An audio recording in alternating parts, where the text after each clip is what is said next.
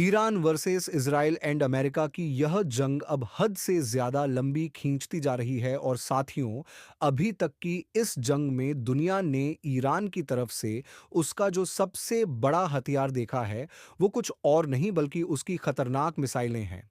जिन मिसाइलों के जरिए से ही वह न सिर्फ इजराइल बल्कि मिडिल ईस्ट के पूरे इलाके में फैले हुए जो अमेरिका के मिलिट्री बेसिस हैं, उनको टारगेट कर रहा है। मगर दोस्तों, अभी कुछ दिन पहले ही जब ईरान की तरफ से इजराइल के ऊपर मिसाइलें लॉन्च की जा रही थीं, तभी अचानक से उसकी एक मिसाइल पर एक ऐसी चीज नजर आई कि जिसने पूरी दुनिया का ध्यान अपनी तरफ खींचा।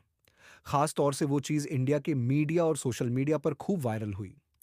वो चीज कुछ और नहीं बल्कि उसकी मिसाइल पर इंग्लिश में लिखी हुई एक लाइन थी, thank you people of India.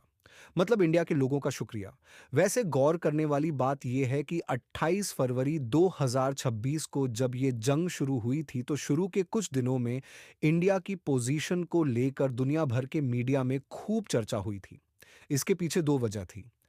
पहली वजह तो ये कि इंडिया के प्राइम मिनिस्टर ने हमला होने से सिर्फ 2-3 दिन पहले ही इजराइल का विजिट किया था। और दूसरी वजह यह थी कि हमला हो जाने के बाद अगले कुछ दिनों तक इंडिया की जो ऑफिशियल पोजीशन थी, वो कुछ नजर ही नहीं आ रही थी।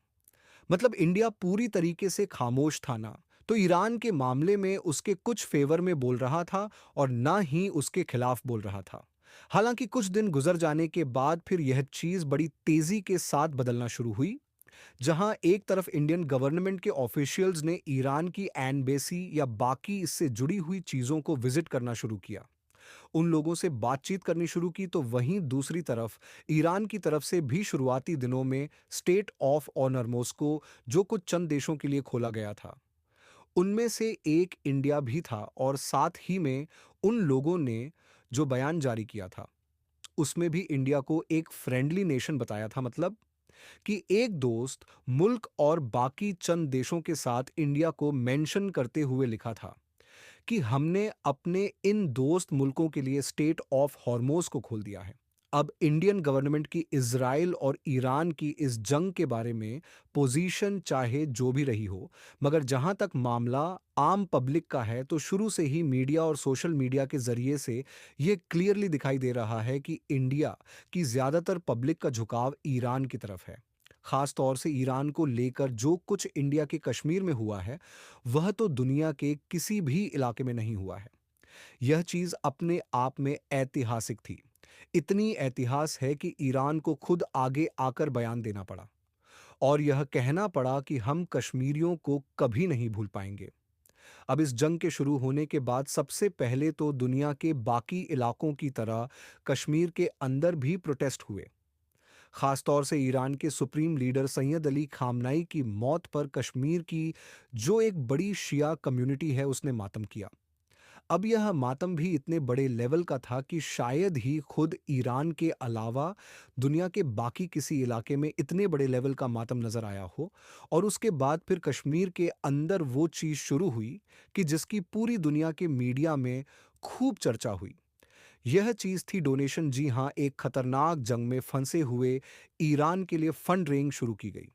मगर ध्यान देने वाली बात यह है कि कश्मीर के अंदर ईरान के लिए डोनेशन इकट्ठा करने के लिए जो तरीका अपनाया गया था, वह अपने आप में काफी दिलचस्प है। वो तरीका यह था कि लोग अपने घरों से छोटी, बड़ी से बड़ी, मतलब कीमती से कीमती और सस्ती से सस्ती चीज़ें लेकर आ रहे थे और फिर उनकी बोली लगाई जा रही थी, मतलब नीलामी हो रही थी। और उस नीलामी में उस चीज़ की कीमत जहाँ तक पहुँच जा रही थी, उतना ही पैसा फिर समझो ईरान की तरफ भेजा जा रहा था। और हैरानी की बात यह है कि जिन-जिन चीज़ों की नीलामी की जा रही थी, बोली लगाई जा रही थी, उनमें एक छोटे अंडे से लेकर मुर्गी तक शामिल है। जी हाँ, आपको शायद जानकर हैरानी हो कि इस नीलामी के अंदर सिर्फ एक अंडा 6,000 का बिका। जैसे-जैसे बोली ऊपर जा रही थी, वैसे-वैसे लोगों को ऐलान करके यह बताया जा रहा था कि इसको आप अंडा न समझें, बल्कि यह एक बम है।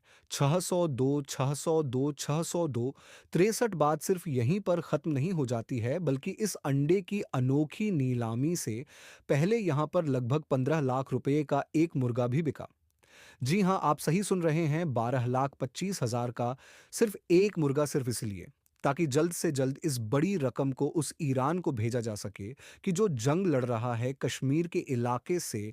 लगातार आने वाली जो रिपोर्ट्स हैं वो क्लियरली बता रही हैं कि इस इलाके की जो एक बड़ी शिया कम्युनिटी है वो ईरान के लिए बड़े लेवल पर डोनेशन कर रही है। ना सिर्फ ये लोग खुद डोनेशन कर रहे हैं बल्कि इस फंड रेजिंग के लिए अलग अलग तरीकों का इस्तेमाल भी कर रहे हैं।